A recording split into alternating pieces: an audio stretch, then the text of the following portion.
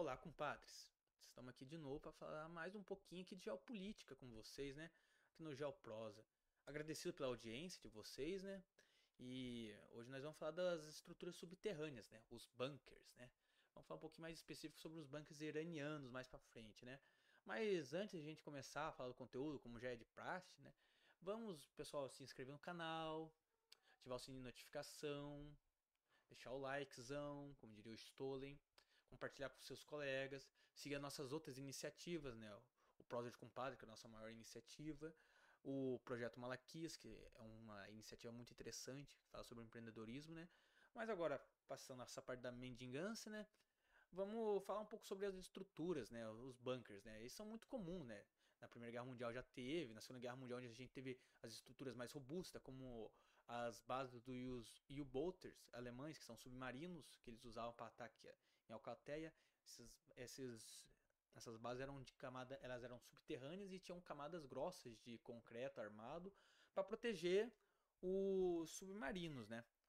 E lógico, foram inventadas contramedidas, né? Como as Bunkers Busters, né?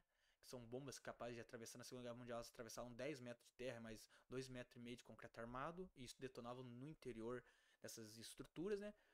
Na Segunda Guerra Mundial, a gente teve algo meio específico. Perdão. Passando a Segunda Guerra Mundial, indo para a Guerra Fria, nós tivemos algo mais específico, né? Que são os silos, né? Durante a Guerra Fria, né? Essas estruturas dos silos, pode reparar que elas são divididas em três partes, né? Onde se tem um míssil, uma parte intermediária e a parte onde vai ficar as pessoas morando ali.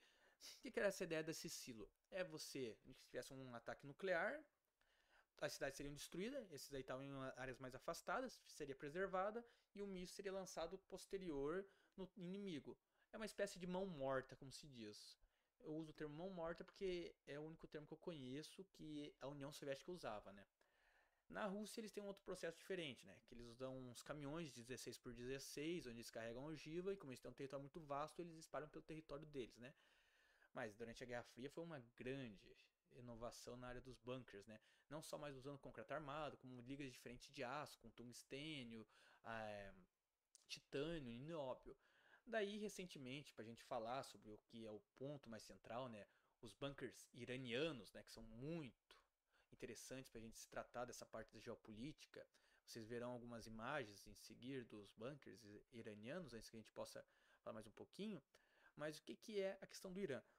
Para dar um contexto, por que, que os bunkers são tão importantes para o Irã ele é uma nação que ela era muito alinhada na época do Shah.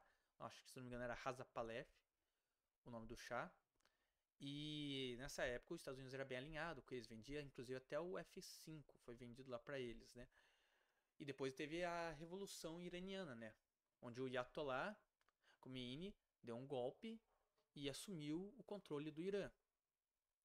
Daí o Irã se isolou e ele teve dificuldade de se modernizar suas forças armadas, né? Ele tem hoje meio que uma mescla entre produtos soviéticos e produtos americanos, né? E como o Irã não é um país plenamente desenvolvido, industrialmente falando, ele não consegue se modernizar, ter caças de quinta geração, porque os caças são separados, todas as armas em gerações, né? Mais posteriormente posso fazer um Reels, um Shorts, alguma coisa assim, falando sobre essas gerações, porque é uma coisa bem curta, né? Mas deixa no comentário se tem interesse em saber sobre as gerações, né? Mas para o Irã, de frente de Israel, né? Israel segue uma visão mais dinâmica, né? Mais ativa. Ela tem uma força que ela vai lá e faz ataques incisivos, né? Ataques cirúrgicos, né? O Irã, como ele é mais economicamente mais frágil, mais fraco, ele busca ter o que como meio de dissuasão? Esses bunkers. Por quê? Ah, eu citei os bunkers busters. Sim, elas evoluíram hoje em dia. Bunker buster atravessa 40 metros de terra, mais 5 metros de concreto armado. Mas esses bunkers que eu estou citando, eles ficam no subsolo de montanhas, ou seja, você tem toda uma estrutura de montanha e mais o subsolo que fica abaixo dela. Suponhamos que aqui o microfone é a montanha e ele fica ainda mais aqui embaixo. Então você tem aqueles 40 metros, mais toda uma montanha com pedras e uma paredes muito grossas, hoje em dia são até mais grossas, de concreto armado. Ou seja, essas fábricas, elas, segundo o Irã, elas são capazes de continuar a sua produção de drones, né? Principalmente o Shahed, que é o drone kamikaze iraniano mais conhecido no mundo, conhecida como a arma de terror mais difusa do mundo, difundida, espalhada pelo mundo, são produzidos nesses bunkers. Ou seja, que o Irã quer transmitir com isso, né?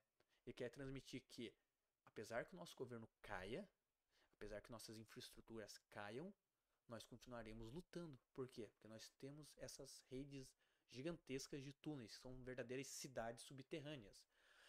A gente falando de cidade subterrânea, eu até me lembro que você tem na Europa, não vou lembrar o nome agora, vou deixar como curiosidade.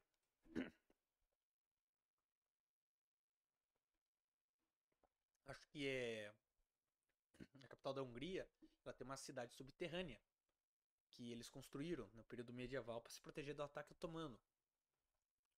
Mas a gente prosseguindo na conversa, esses bunkers eles alteram totalmente o fator geográfico da região. Por quê? Porque se um ataque for feito por Israel, Israel não tem a capacidade suficiente de destruir o Irã e os bunkers. Ele precisa do apoio americano, ou seja, a balança de poder no Oriente ela tem que pesar muito para Israel. Não pode só pesar como ela já pesa para Israel. E nisso o Irã ele consegue ter uma espécie de uma dissuasão contra a região de Israel. Por quê? Porque ele pode continuar atacando as forças que invadiram o seu território. É assim que o Irã ele consegue se manter nessa guerra contra Israel sem sofrer um ataque maior. Por quê? Porque ele tem esses bunkers. Essa estrutura altera os fatores geopolíticos da região. Espero que você tenha gostado do conteúdo. Peço desculpa pela minha garganta, aqui que ela arranhou um pouco. Mas até mais, meus queridos. Não se inscrever no canal, compartilhar o vídeo, deixar o like e nos seguir nas redes sociais e também ir nos nossos outros projetos. Um forte abraço e até mais.